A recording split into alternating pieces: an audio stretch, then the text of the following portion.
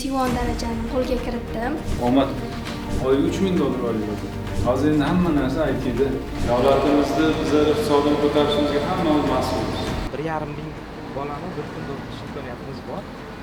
Necha sekundda fiksatsiya qilasiz?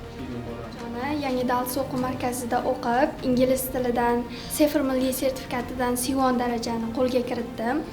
Va bundan juda ham mamnunman. Prezidentimizni tashabbuslari bilan biz yoshlarga yaratib berilayotgan keng ko'lamdagi islohotlar natijasida o'qishim to'liq davlat tomonidan qoplab berildi.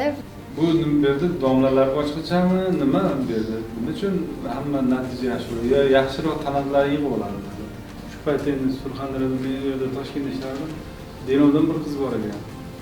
Ishlaygan, turmushga chiqib ketgan, lekin onlayn ishlayganda shu programma unga ma'lum zadacha beradi, yozar ekanda. Oyiga $3000 olyapti. Hozir endi hamma narsa IT'da. To'g'rimi? To'g'ri. Buni o'rganilsa, ichidan ideyalar o'zi ichidan chiqib kelaveradi. Faqat o'qish kerak. Bizda bir kunda 50 gram shakar, 50 gramda joyiga 40 gram. 20 gram asal beradi. Yo'q, norma bo'yicha 40 poложено ekanda. 50 gram shakar o'rniga 40 gram asal. Lavlagidan ajratdi siropini.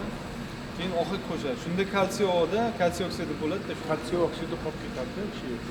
Hozir butun dunyo o'zini ichki bozorini hurmatli ta'minotchilar, birinchi galda iqtisod.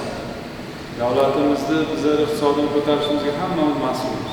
Shunday ekan, bizlar nima uchun milliard dollarga pulimizni ketkizib shakar import qilishimiz kerak? Surxondaryoda 1200 tonna asal yetishtirilgan. Sanoat usulida oladigan fermerlar statistika topshirayotgan. Lekin xonadonlardan qo'ysa 3000 tonnadan oshiq asal yetishtirilgan. Shakardan 1000 tonnadan voz kechsak, bozorda shakar narxi yarim kilo meva 1 kilo shakar. Ana o'sha narsani tayyorlash mumkin. Mana shan texnologiyasi bitta